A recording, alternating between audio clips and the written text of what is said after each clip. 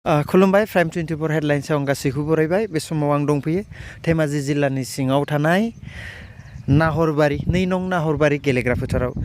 बे समाव बिथांमोननि बे 2 नं नाहरबारि गुदि फरायसालि आरो लोगोसे बे गुदि फरायसालिनि गेलेग्रा फोथाराव बोखावै लखिमपुर जिल्ला ब्रह्म धोरोम आफादनि बोसोरसालिया जथुमा 48थि बोसोरसालिया जथुमानि लाहार फाहार खालामनायनि सायाव जों माखासे बाथ्रा मिथिना लानो। थारैनो बे समाव बिथांमोननि जिथु खामानि मावबाय थानाय बानजाय आफादनि दैदेननायाव पेन्डेल बानायनाय बायदि बायदि हाबाफारिया सोलिबोगासिनो दङ। थारैनो बे समाव जोङो बे हाबाफारिफ्रा बिथांमोना खुंनो लानाय हाबाफारिफ्रा साखाथिनिफ्राय साखाथि जाबोदों। बिथांमोना दासिम माबायदि साखाफारा जानानै दं आरो बबे बबे खामानिया बबेसिम आवगायनानै दं, थारैनो जों बे दान्दिसे समनि उनाव जों मिथिनो लागोन। थारैनो बे समाव प्राइम 24 हेडलाइन्सआव बरायग्रोना लानाय जाबाय। जानो गोनां बोखावै लखिमपुर जिल्ला ब्रह्म धोरोम आफादनि बोसोरारि जथुमा बेनि हाबाफारिया नोंथांमोना माबायदि आवगायनानै दङ बेखौ फोरमायनो थाखाय खावलायबाय। दा जोङो बे खुंगा 48थि बोसोरसालिया जथुमाखौ जोंनि बे 2 नं नाहरबारि गामियावनो गुदि फरायसालिनि गेलेग्रा फोथाराव जोंनि बोखावै लखिमपुर जिल्ला ब्रह्म धोरोम आफादखौ नै दा जोंनि 22-23 जानुवारियाव साननैनि हाबाफारि लानानै खुंनो लादों।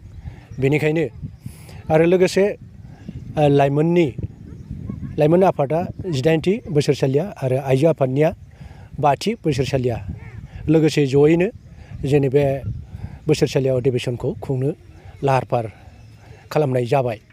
आरो दा मा हाबाफारिया माबायदि आवगायनानै दं बे समाव? बे हाबाफारिया दा साइनासालि लुनाय आरो थाग्रा बादाखौ जोङो मैया आरो दिनै अखा हायामोनब्ला जों बानायनो थि खालामखादोंमोन।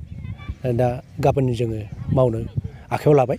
आरो बेयाव बेसेसो सुबुं जाफैगोन होननानै आफादा फोरमायदों आरो बेसेसो सुबुंनि थाखाय बादा बानायनो नाजागोन नोंथांमोना?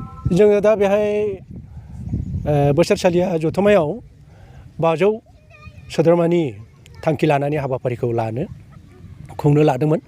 दा बेहाय कर'नाया एसे बांनायनिफ्राय बांगासिनो दं ओरै होननानै जोङो पारमिसन लानानै बेसेबांसिम अनजिमाखौ जोङो बे मेलनि हाबाफारिखौ जोङो मावफुंनो हागोन बेखौ जोङो सोंनानै लानानै जों बे हाबाफारिखौ मावनाय जागोन।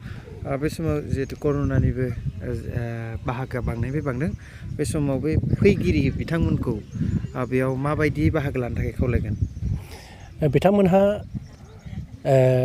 जोङो मोनफ्रोमबो आन्सलिकआव 50सो सुबुं जों हांख्रायदोंमोन। दा बेहाय बेसेबांफोर बाबामोनहा सफैनो हायो बिनि सायाव बाबामोनहासो मिन्थिसिगोन। दा बे बोसोरसालिया जथुमायाव जोङो जायफोर